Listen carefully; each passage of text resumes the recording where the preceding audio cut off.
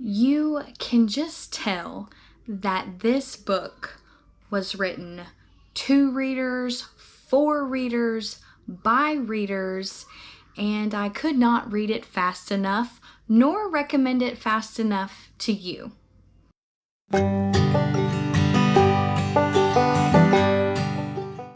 Hello friends, and welcome to my channel. My name is Haley and I am a Christian wife, homeschooling mother of 3, out to redeem my very own literary education. And I cannot redeem my literary education without reading one of the most popular modern books, fiction books, that there is today. And that is the Guernsey Literary and Potato Peel Pie Society, written by Shaffer and Annie Barrows. This book has been talked about so much, and really just how beloved it is. I went in pretty blind, not knowing much about it, other than it was a book I knew I would like if I was bookish, and that it was historical fiction written in letters. So in the Guernsey and Literary and Potato Peel Pie Society, we meet Miss Juliet Ashton, who is a writer who just released her new book, and we read her correspondence, her letters to her friend and publisher, Mr. Sidney Stark, and his sister Sophie, and another member of their literary group, Susan. But then Juliet gets a letter from a fellow book lover who now owns one of her old books. It is a book written by Charles Lamb. He read it. He absolutely loved it. So he is writing to her to inquire about more books about Charles Lamb because he lives on the island of Guernsey that was occupied by the Germans in World War II, meaning there's not a lot of books around the island, so he's reaching out because he wants to learn more. Well, Juliet gets kind of fascinated by this man reaching out to her about a book, but more specifically about what happened on the island of Guernsey during the German occupation. She is a writer who's looking for some more inspiration to write a new book. So she begins corresponding with this man whose name is Dossie, who lives on this island of Guernsey. And he reveals that a secret book club was brought up out of thin air to kind of deflect the Germans from something they weren't supposed to be doing. But they were named the Guernsey Literary and Potato Peel Pie Society and consisted of various members of the neighborhood in Guernsey of varying personalities and tastes. And what's funny about them is as she learns about this book club and as people from this book club start writing to her, because she is going to write an article about them in the Times, I think it was, she learns that all of these characters have very different tastes in books. Some have very wide and very deep tastes. Others are only determined to read one type of book. It's really hilarious because in the brief letters that we read, because this entire book is written in letters, you really get a picture of who these characters are in just a few letters and words, and they're all so different. That is a complete testament to the skill of these two ladies who wrote this book, who are Shaffer and Annie Barrows. This is an aunt and niece duo. The aunt had the idea for the book after visiting the island of Guernsey on a whim and started writing it, but her health started failing her, so her niece, who is also a writer, helped pick it up and bring it back to life and into the world. But you can tell that these two ladies are very literary themselves because the references mentioned in this book are books that you absolutely know and love. So the Brontes and Jane Austen, Miss Marple, which if you watched my November TBR, you know that the very first Miss Marple, Murder at the Vicarage by Agatha Christie, is on my TBR. It's actually what I'm reading right now. And I brought this book and the Agatha Christie book on my camping trip. We did a whole reading and camping vlog. But to see that mentioned at the end of this book, number one, shocked me because I didn't realize the timelines would have been about the same.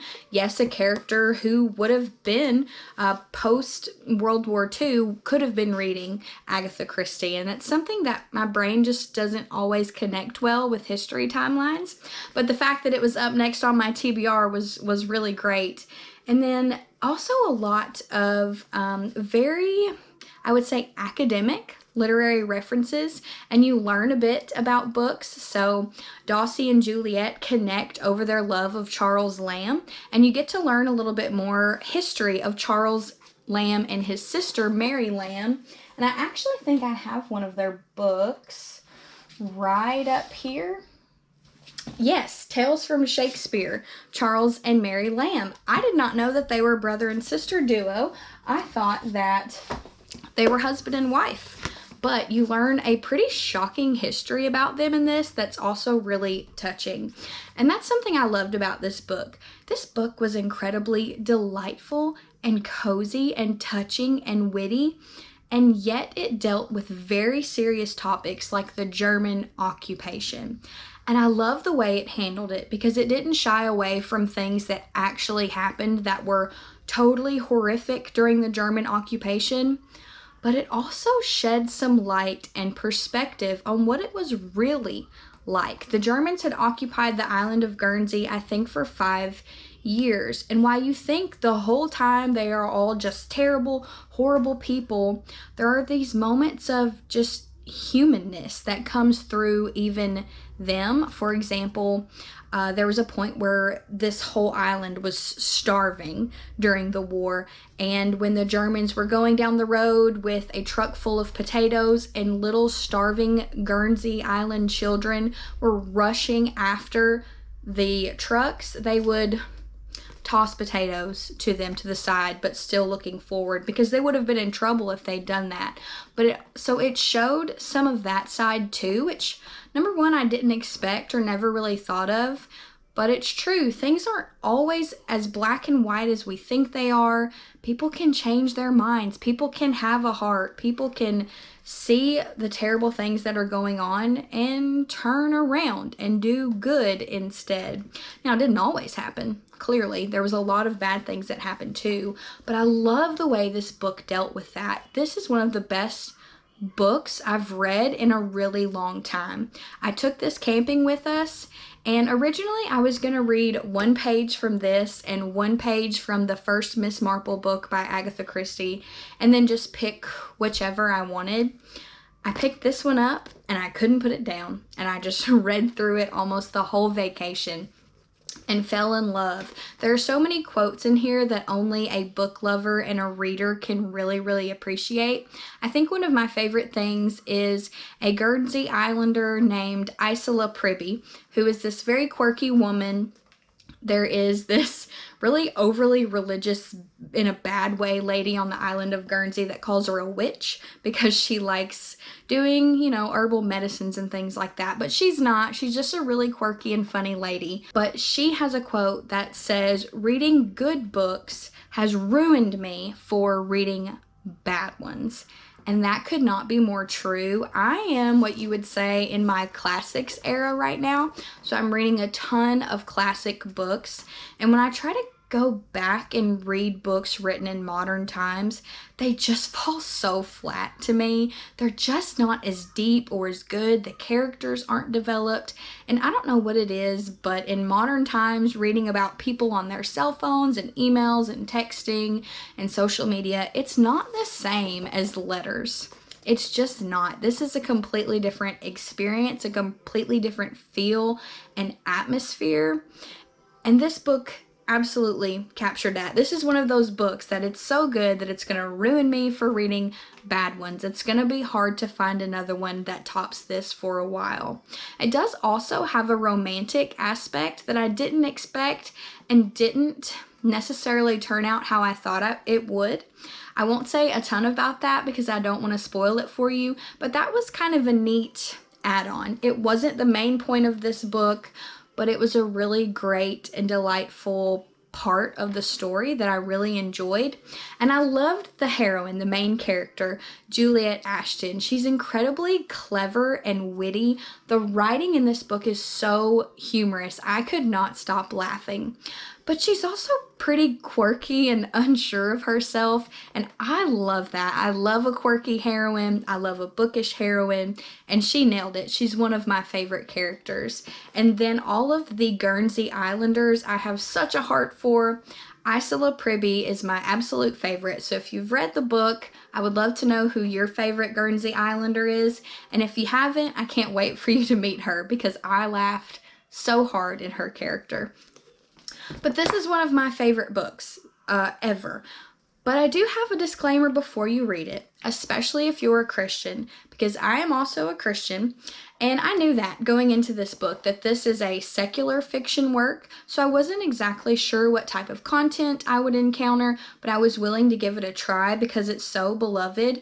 And there are two, very minor things that just as a Christian, I want to give you a disclaimer for before you pick this up. So one, there is a character who identifies as homosexual in the book. It happens 75% of the way in. So you don't see anything like that until then. And at first I was like, oh boy, where is this going with that? But that's all. That's all that happens. They just simply identify as that when someone asks them about a particular relationship, and that's all. No relationships are explored. There's nothing else discussed about it. It's just kind of tossed in there and not really talked about much more after that. So that is in there, but there wasn't really anything else about it. So you can do that with what you will based off of your conviction. And then another thing is there is a bit of cursing in this book. It's not prominent. It doesn't happen throughout the entire book, but it does show up in several spots. Now, that's not my favorite thing when reading books.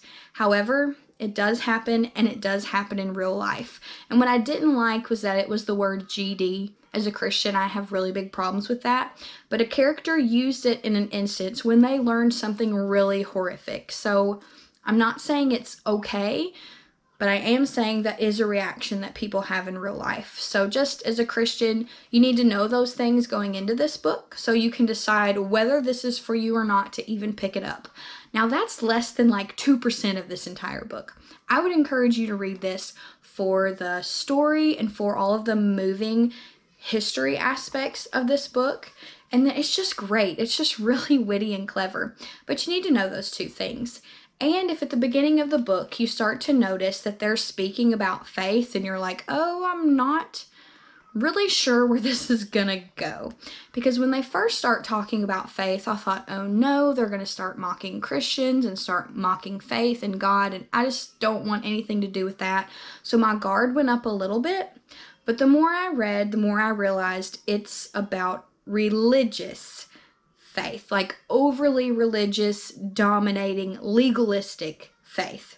Because there are characters in here who do believe in God and who do have faith. And I believe that that is on the right track. And what this book is dismissing is that really legalistic and judgmental faith. There is a character in here who completely embodies that. And if you are a Christian, you will absolutely not like her because that is not what Christians are supposed to be. We're not supposed to be Pharisees and Sadducees. We're supposed to have a very loving faith. And so I thought that was well done. I was nervous about it at first, but as a Christian, reading through it, I'm fine with it. It handled it well. So don't be wary of that if that's what you encounter.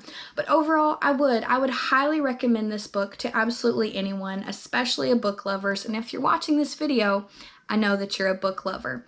And if you loved this book and you're wanting something else like this book, I do have a recommendation. It's not as good, but the ideas will give you the same feeling. And that book recommendation is The Awakening of Miss Prim by Natalia Sanmartin Fenollera. I really hope I pronounced that right. I'm sorry if I didn't. But this is another one of those books that if you love books and all of the cozy ideas that go along with literature and education and books, then I think you will really enjoy this book.